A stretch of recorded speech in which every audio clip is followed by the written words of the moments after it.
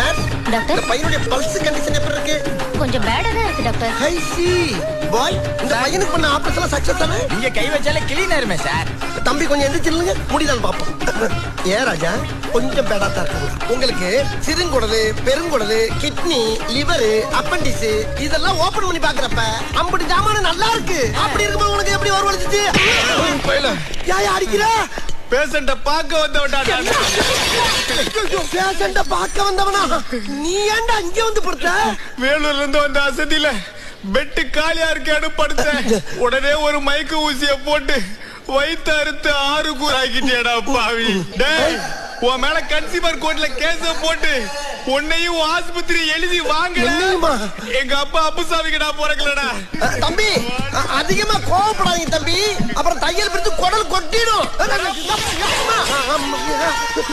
இப்ப ரொம்ப கோவப்படுறான்.